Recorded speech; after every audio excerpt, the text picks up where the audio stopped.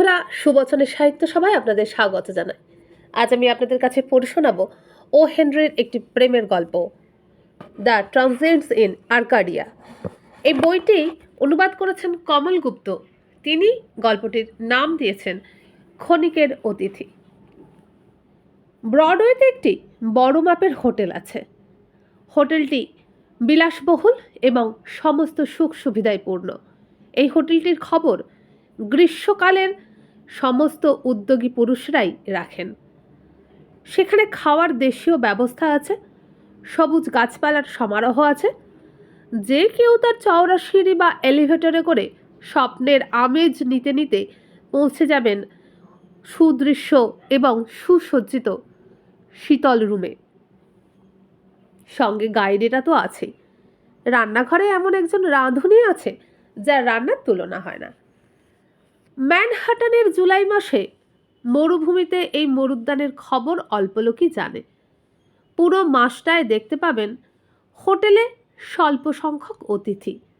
তারা উঁচু খাবার ঘরটায় ছড়িয়ে ছিটিয়ে বসে নিজেদের মতো করে সময় কাটাচ্ছেন শীতল গোধূলি আলোর নিচে। খানসামারা সতর্ক দৃষ্টি মেলে বাতাসের মতো সাবলীল ভঙ্গিতে ঘুরে বেড়াচ্ছে। মুখের কথা বের হবার আগেই যেটা প্রয়োজন সেটা পৌঁছে দিচ্ছে। এখানে যেন চির বসন্ত বিরাজ করছে। সিলিংয়ে জল রঙে আঁকা হয়েছে নকল গ্রীষ্মের আকাশ, তাতে মেঘ ভেসে বেড়াচ্ছে।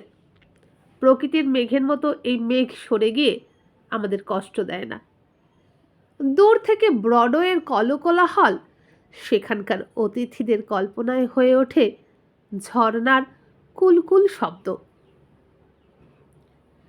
যে কোনো অপরিচিত পদধ্বনি পেলেই অতিথিরা উৎকর্ণ হয়ে ওঠে। এই বুঝি তাদের এই নিরালা নিশ্চিন্ত অবসরের হোটেলটি সেই সব সুখ সন্ধানীদের নজরে পড়ে গেল, আর তাদের একান্ত বিশ্রামের দফা রফা হয়ে গেল।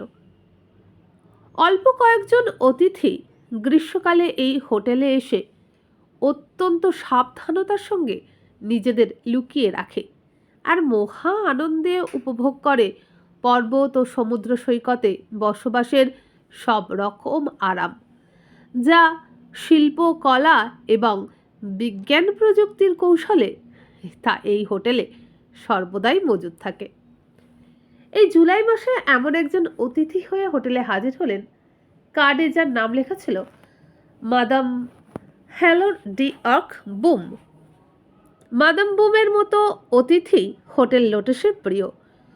তার সম্ভ্রান্ত আচরণ, সৌজন্য, স্নিগ্ধতা দুদিনেই হোটেলের কর্মীদের কৃতদাসে পরিণত করল। তার ঘরের বেল বাজলেই বেল বয়রা পাল্লা দিয়ে ছোটে। মালিকানার ব্যাপারটা না থাকলে তারা বোধহয় হোটেলটি তার সমস্ত জিনিসপত্র সমেত মাদাম বুমকে কবেই লিখে দিত। অন্য অতিথিদের চোখেও মাদাম বুম সৌন্দর্য, ব্যক্তিত্ব এবং আভিজাত্যের চরম পরাকাষ্ঠা। এই অতি সম্মানিত অতিথিটি কদাচিৎ হোটেলের বাইরে বেরোতেন। তার চলন বলন হোটেল লোটাসের চিরাচরিত রীতিনীতির সঙ্গে সম্পূর্ণ সামঞ্জস্যপূর্ণ। হোটেল লোটাসে সম্পূর্ণ নিঃসঙ্গ হলেও মাদাম বুম রানীর মর্যাদা নিয়েই বাস করতেন। গোধূলি বেলায় একটি জুঁই ফুলের মতো সহজ উজ্জ্বলতায় চলাফেরা করেন ধীরে সুস্থে, শান্ত ও মধুর পদক্ষেপে। মাদামের উৎকর্ষ চরমে ওঠে ডিনারের সময়। তখন তিনি পরেন একটি কুয়াশার মতো স্বপ্ন ভরা গাউন। গাউনটিকে হোটেলের প্রধান পরিচারিকা পর্যন্ত সমীহ করে চলে। গাউনটাকে দেখলেই আপনার মনে ভাবে প্যারিসের কথা, মনে পড়বে কোনো রহস্যময়ী কাউন্টেস ভার্সে অথবা অন্য কোনো অতীব সুন্দরীর কথা। এখনই হোটেল লোটাসে একটা গুজব রটে গেছে যে মাদাম ইতিমধ্যেই সারা বিশ্ব ভ্রমণ করে এসেছেন, আর অনেক জাতির রাষ্ট্রপ্রধানদের সঙ্গে তার রীতিমতো চেনাশোনা রয়েছে। অনেক রাষ্ট্রের ভাগ্যই তার হাতের দাঁতের মতো শ্বেত শুভ্র অঙ্গুলিগুলির হেলনে নির্ধারিত হতে পারে। সুতরাং গ্রীষ্মের দাবদাহে তিনি যে অবসর সময় কাটাবার উপযুক্ত সময় হিসাবে আমেরিকার হোটেল লোটাসকেই খুঁজে নেবেন, তাতে আশ্চর্যের কিছু নেই। মাদাম বুম হোটেলে আসার 3 দিন বাদে এক যুবক এসে উঠলেন। তার পোশাক ভদ্র, দেখতে শুনতে ভালো, এবং মনে হয় তিনিও সারা পৃথিবী ভ্রমণ করেই এসেছেন। 3-4 দিন হোটেলে থাকবেন। ইউরোপগামী স্টিমার কবে ছাড়বে সে সম্পর্কে খোঁজ খবর নিয়ে ক্লান্তি অপনোদনের জন্য হোটেলে নিজের ঘরে গিয়ে শুয়ে পড়লেন। যুবকটির নাম হ্যারল্ড ফ্যারিংটন। লোটাসের নিজস্ব শান্ত জীবনস্রোতের সঙ্গে তিনি এমনভাবে মিশে গেলেন যে সেখানকার অতিথিদের মধ্যে আশঙ্কার দোলা লাগলো না যে এই ব্যক্তিটি তাদের শান্তি কিছুমাত্র ভঙ্গ করতে পারে। হ্যারল্ড ফ্যারিংটন আসার পরের দিন ডিনারের পর মাদাম বুথ যখন ফিরে যাচ্ছিলেন নিজের কামরায়, তখন তার রুমালটি পড়ে যায়। হ্যারল্ড সেটি দেখে এবং সেটি তুলে নিয়ে মাদাম বুমকে ফেরত দেয় যথাযথ মর্যাদার সঙ্গে, কিন্তু তার মধ্যে পরিচয় প্রত্যাশীর উৎসাহ বা উচ্ছ্বাসের লক্ষণ দেখা গেল না। ভদ্রতা লঙ্ঘন করার কোনো প্রশ্নই ওঠে না। হয়তো লোটাসের অতিথিদের মধ্যে একটি রহস্যময় বোঝাপড়া থাকত। তারা বুঝে নিত তারা প্রত্যেকেই অভিজাত, এবং আভিজাত্যের নিদর্শনই হচ্ছে অন্যের ব্যাপারে অযথা নাক না গলানো। আসা যাওয়ার পথে দুজনের মধ্যে সৌজন্যমূলক কথাবার্তাও চলল। এই সত্যিকারের অবসর আবাসনের হৃদ্রতাপূর্ণ পরিবেশের জন্যই পরিচয়ের অঙ্কুর ফুলে ফলে সমৃদ্ধ হয়ে উঠল।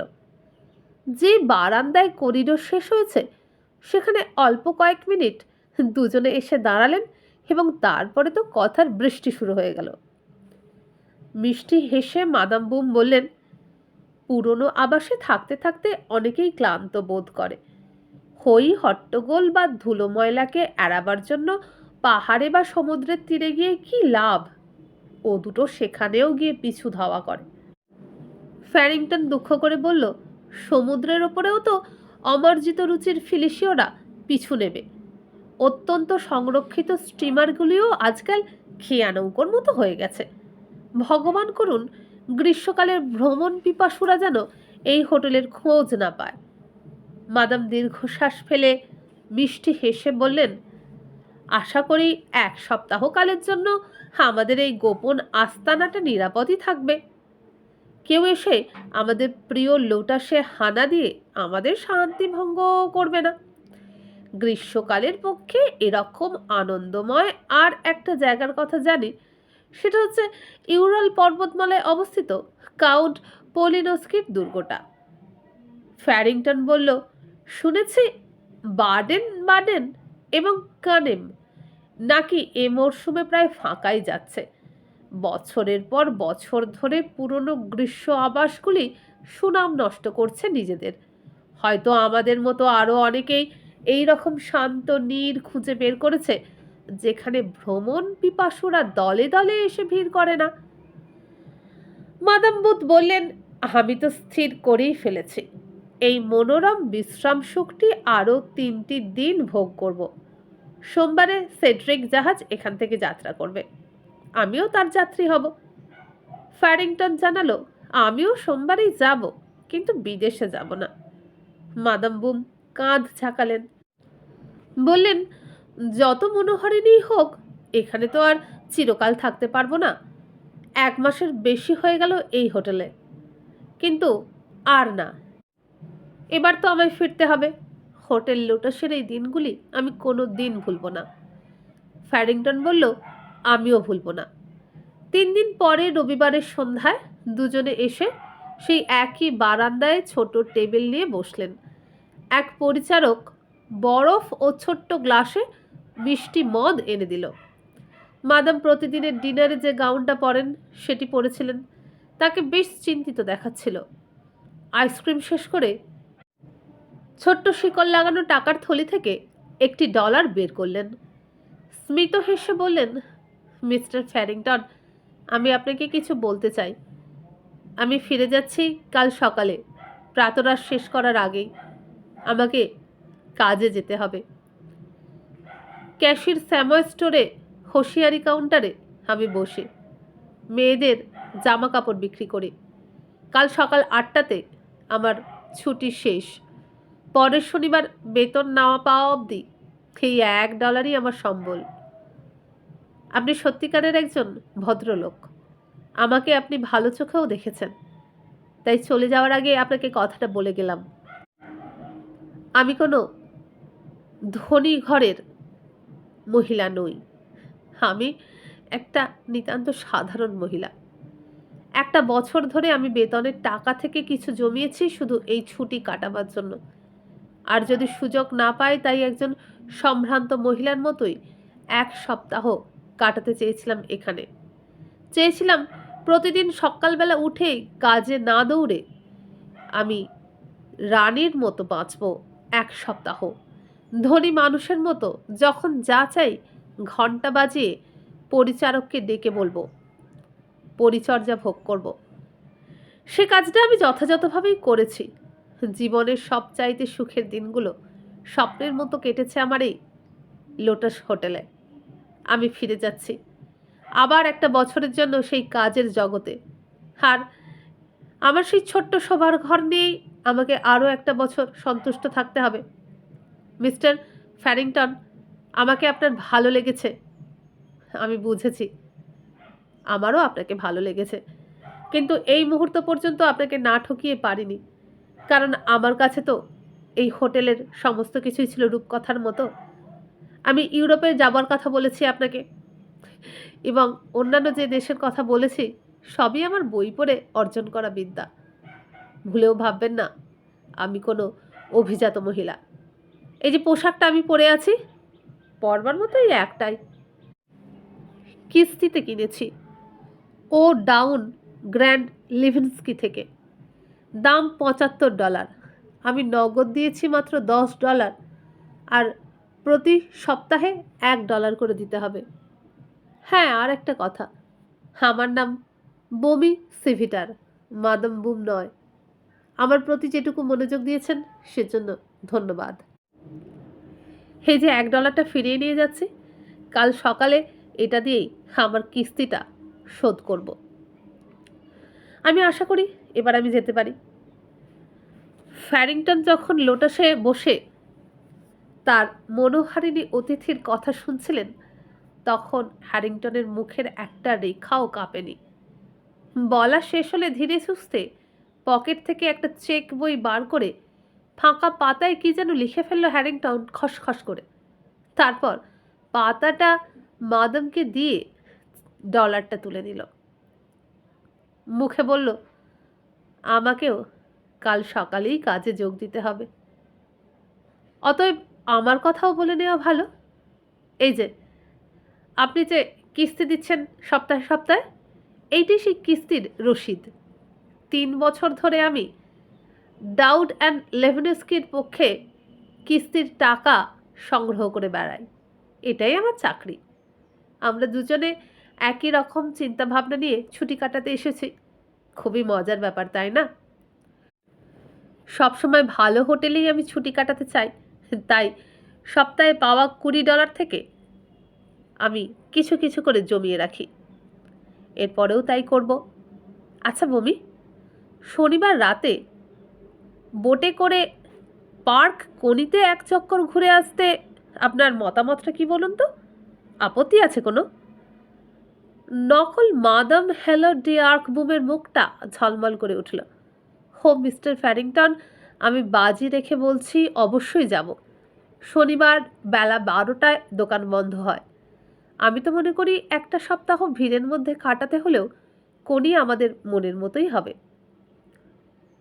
বারান্দার নিচে ঘামে ভেজা জুলাই মাসের মহানগর কোলাহলে মুখর।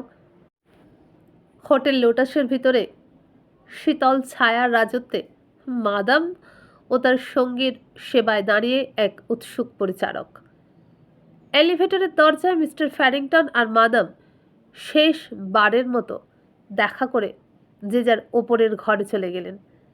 নিঃশব্দে নিজের ঘরে পৌঁছাবার আগেই শুনলেন, ফ্যারিংটন নামটা কিন্তু ভুলে যাবেন। আমার নাম জেমস ম্যাকম্যানাস। আমাকে অনেকে জিমি বলেও ডাকে। গুড নাইট জিমি, মাদাম বললেন। বন্ধুরা, এখানেই শেষ হয়ে গেল আজকের গল্প ট্রান্সেন্ডস ইন আর্কাডিয়া। যদি ভালো লাগে এরকমই আরও গল্প শুনতে, তাহলে এই ভিডিওর নিচের বারে ক্লিক করে যাবেন হোম পেজে পেয়ে যাবেন প্লেলিস্ট। সেখানে নানা ধরনের গল্প থরে থরে বিভাগ অনুযায়ী আপনাদের জন্যই সাজানো আছে। তাহলে আজকে বিদায় নিলাম। নমস্কার।